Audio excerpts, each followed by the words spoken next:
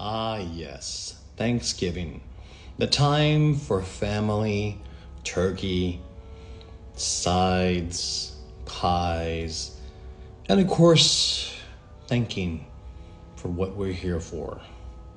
But what happens when you take a college road trip mixed in with a cursed turkey, a budget smaller than the family's own Thanksgiving grocery bill? You get Thankskilling, a 2008 indie slasher that serves up blood, bad jokes, and more camp than a summer retreat. This one's a cult favorite to be so bad, it's good. And it knows exactly what it is: cheap, crude, and hilariously unhinged. So with that being said, welcome back to Screams and Reels. I am your host, Trioxin Steve. This movie...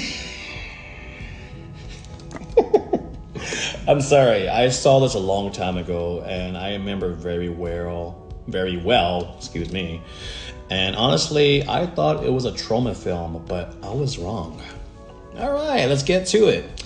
Directed by Jordan Downey, Thankskilling opens, and I'm not kidding, a topless pilgrim being hunted by an evil talking turkey right after the very first Thanksgiving. Fast forward to modern day, and we meet our group of stereotypical college kids. You know, the jock, the nerd, the good girl, the party dude, and the goofball. Kind of sounds like Saved by the Bell, but when they accidentally awaken Turkey, an ancient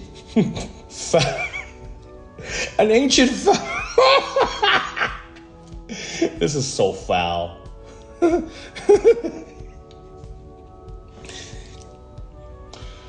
Resurrected, excuse me, every 505 years, the carnage begins. This film reportedly made $3,500 budget, shot in over just 1 week. Embraces every B-movie trope imaginable, but that's what gives it its strange charm. It doesn't try to be serious. It's just for fun. Now let's talk about the kills, because this turkey doesn't peck. It slaughters. We got a carved up turkey dad wearing a turkey disguise, a turkey dinner scene where turkey literally makes himself in human flesh, and infamous stuffed gag that pushes dark humor absurd to new levels. Pretty foul if you ask me. Sorry.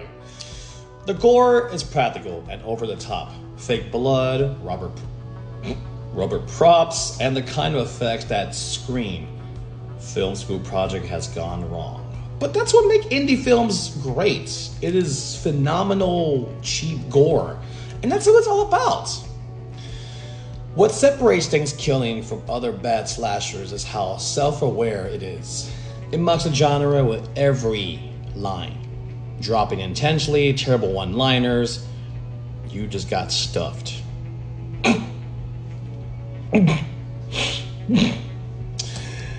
It's like Evil Dead met South Park on the drunk holiday weekend. Your eyes roll, you'll laugh, you'll probably question your life choices. But by the end, you somehow are thankful you watched it. At least maybe watch it once.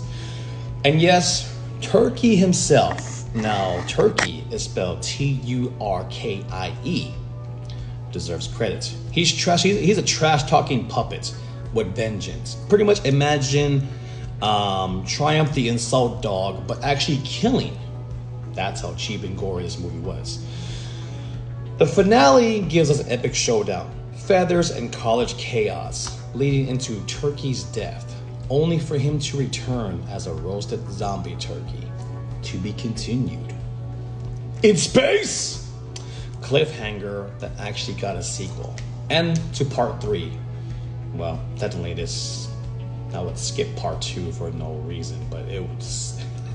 Thankskilling isn't scary. It's stupidly fun. It's the kind of movie you throw on friends, you know, after too much drinking, or maybe eating too much pumpkin pie. Just laugh and see how far this horror goes, just for a good laugh. If you're into camp, crude puppets, holiday horror chaos, This one's worth a watch. Just don't expect fine dining. That this turkey is served raw. Now, honestly, that was very foul. I'd give this movie 2 out of 5 because it was just for chaotic entertainment value. So if you want to have a good laugh, you want to have a good regret on a film. I mean, I have my regrets on some certain films, but to be honest with you, it's worth watching. It has that trauma feel to it. That's what I like about it so much. So that was my take on Thankskilling. As I always say, thank you for tuning in to Screams and Reels on Horrors of the Universe. I appreciate y'all for supporting the cult horror, and Thankskilling is so foul. I'm done. Later. I just can't.